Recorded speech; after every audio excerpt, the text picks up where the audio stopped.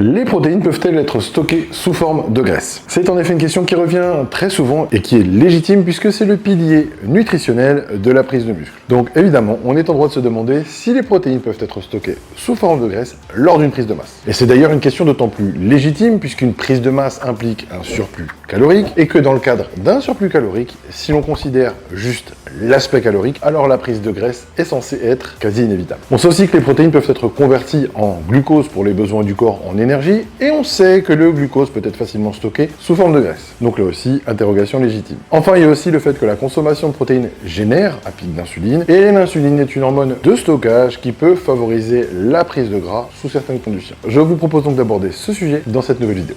Générique.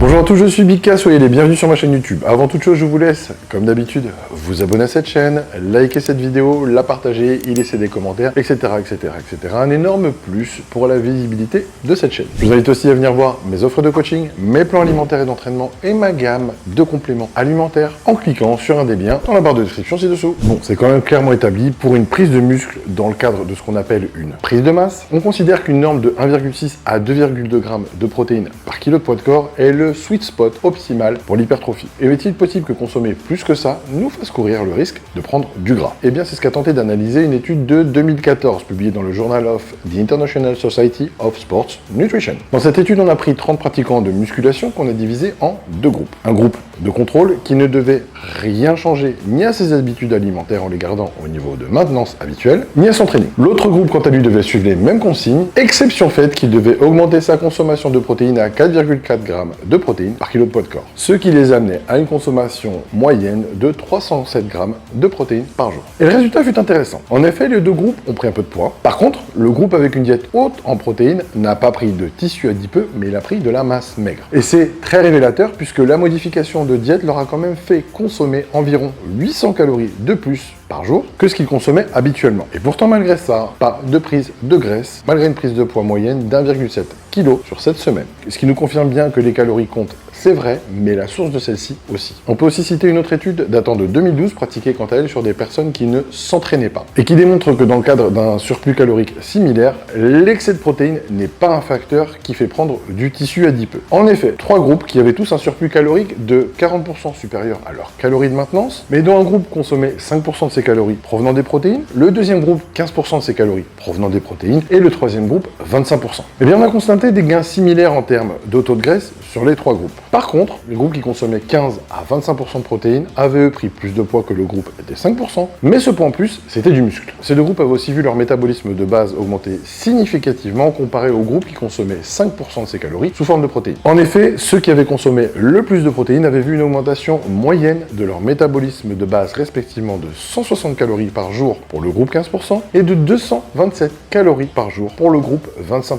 C'est énorme qu'en bénéfice rien qu'en changeant des ratios de macronutriments, et ça met bien en avant que le surplus calorique trop élevé est responsable de la prise de tissu adipeux, mais que la proportion de protéines dans une diète joue quant à elle un rôle primordial dans la composition corporelle. Enfin, en 2015, une autre étude sur 8 semaines a été menée sur des pratiquants de musculation. Ces derniers ont été divisés en deux groupes. L'un qui consommait 2,3 g de protéines par kilo de poids de corps et l'autre qui en consommait 3,4 g par kilo de poids de corps. Pour le groupe à 2,3 g de protéines par kilo de poids de corps, en termes de calories, ça ne changeait pas grand-chose par rapport à leur point de départ, puisqu'en moyenne, ils consommaient 100 calories de plus par rapport à leur diète habituelle. Le groupe qui consommait 3,4 g de protéines par kilo de poids de corps a vu quant à lui son apport calorique quotidien augmenter de 374 calories en moyenne. Au terme de 8 semaines, le groupe qui consommait 3,4 g de protéines par kilo de poids de corps n'avait pas pris de poids, alors que l'autre groupe avait pris 1,7 kg en moyenne. Mais là où c'est le plus intéressant, c'est le résultat en termes de masse grasse. 300 g de tissu adipeux perdu en moyenne pour le groupe le plus bas en protéines, soit une baisse de 0,7% de taux de graisse, donc rien de ouf, comparativement au groupe en protéines qui lui a perdu en moyenne 1,7 kg de masse grasse, ce qui représente 2,4% de tissu adipeux en moins. Encore une fois, un très beau bénéfice simplement en jouant sur la consommation de protéines. Alors à quoi est-ce qu'on peut attribuer tout ça? Eh bien déjà, les lipides et les glucides, ce sont des sources d'énergie avant tout. Comparativement aux protéines qui peuvent être aussi utilisées à des fins énergétiques, oui, mais qui ont avant cela beaucoup d'autres utilités. On va aborder ce point juste après. Il faut aussi savoir que l'effet thermique des protéines, à savoir l'énergie requise par le corps pour les digérer, les synthétiser et les absorber est relativement élevé. Parce qu'en effet, on estime que ce processus coûte entre 20 et 35% des calories que les protéines ingérées représentent. Donc par exemple, si on consomme 35 grammes de protéines, ce qui représente 140 calories, eh bien entre 28 et 49 calories sont nécessaires pour les absorber. Comparativement aux lipides qui, eux, ne requièrent que 2 à 3% de leur valeur calorique, et aux glucides qui, eux, ne requièrent que 6 à 10% de leur valeur calorique. Donc plus on consomme de protéines et plus on brûle de calories, et d'ailleurs plus on est musclé et plus il semble que cet effet thermique soit relativement prononcé. Un autre point, il est vrai que les protéines peuvent être transformées en glucose via la néoglucogénèse, et le glucose peut être stocké facilement sous forme de tissu adipeux. Mais la néoglucogénèse, elle prend vraiment place quand par exemple